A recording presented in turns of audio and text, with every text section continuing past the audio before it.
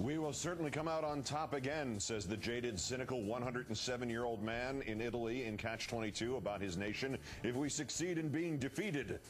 Apparently, the cynical 107-year-old Italian man in Catch-22 was the campaign manager for the conservative candidate in the New York 23rd, because even though they lost a seat that had been in Republican hands for 150 years, the conservatives are claiming they really won. One way for conservatives to bear the loss of New York's 23rd congressional district is to cast it somehow as, we actually won. Yet another is to cast aspersions on the Conservative Party candidate himself because he was clueless on local issues. In our #1 story in the countdown, the conservative carpetbaggers of New York's 23rd special election are willing to employ both theories and simultaneously.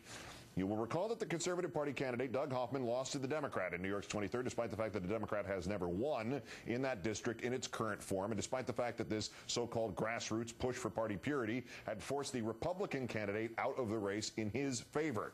Perhaps the richest explanation for the loss coming from former House Majority Leader and teabag extraordinaire Dick Armey, quoting, "The fact of the matter is he, Hoffman, did not pay enough attention to the local concerns, and they were able to tag him as being unaware of the local needs and concerns." This from the same man who dismissed those regional concerns as, quote, parochial, when his pet candidate could not answer questions from a local editorial board. Mr. Armey's other spin, he, Hoffman, just got there late, that's all. We think small government conservatives had a big win last night. Hopefully at poker or something. Ditto from the likes of Sarah Palin and Rush Limbaugh that New York's 23rd district was just the beginning. But from RNC Chairman Michael Steele, a shot at those outsiders who tried to wrestle New York's 23rd into submission.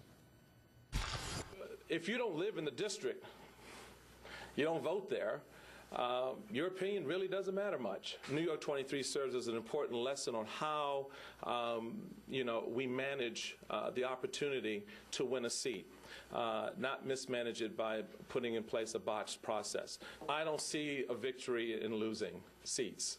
So I don't get to do that particular dance of, and nor do I buy it, that we somehow find victory in defeat.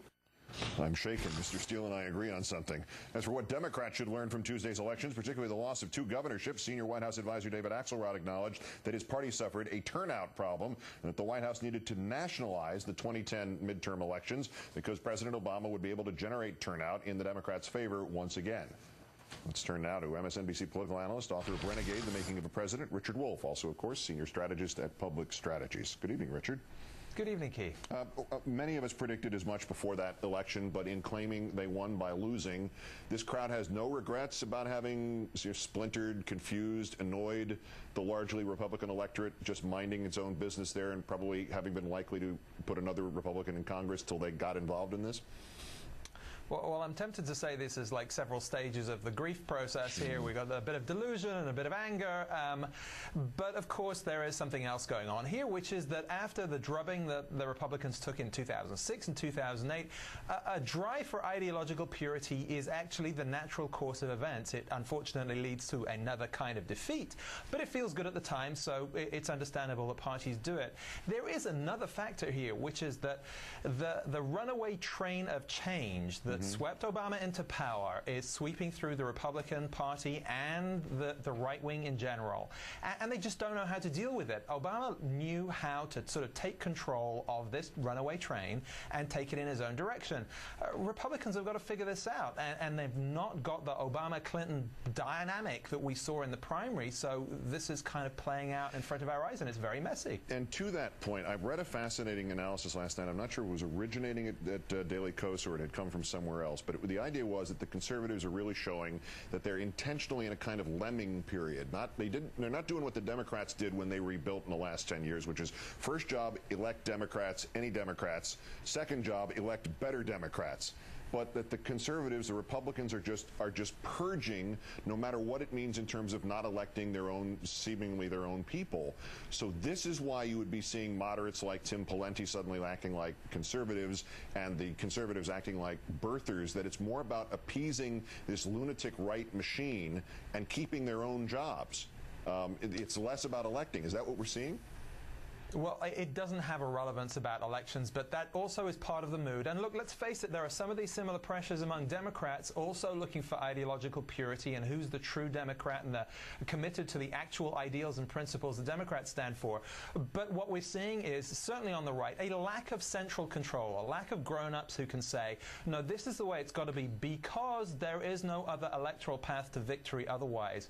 And that's why, look, you know, Michael Steele was saying reasonable things, but he's a Maryland Democrat. And he also said today that if there are any Republican candidates out there who say anything nice about the stimulus or maybe say anything good about health care reform, then they're going to go after them. Well, you know, he's taking part in this witch hunt as well, and that speaks to the lack of leadership within the party. So is there any grown-up in that party that takes the next step beyond what he just said, which is saying, no, this is not a victory, sorry, no matter how you want to spin it, it's not, and then going to the next stage of saying we have to stop this or we're not going to be a viable national party in 2010, let alone 2012?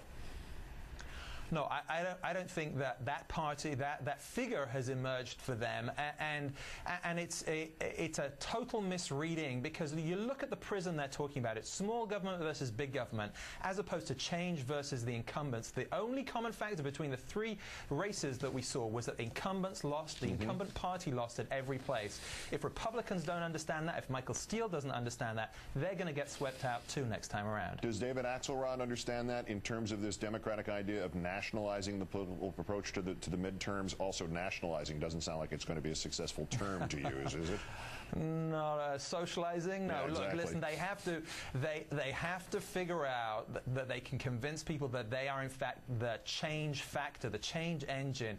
In a sense, the president has to be more like an insurgent than an incumbent. That's not an easy balancing act to pull off. You know, they've got to demonstrate that they actually have delivered on the change message while also being commander-in-chief and filling out the presidential office where people are questioning whether the president is even American. Not easy. Richard Wolff of MSNBC, author of Renegade, also with Public Strategies. As always, Richard, great thanks. Thank you, Keith.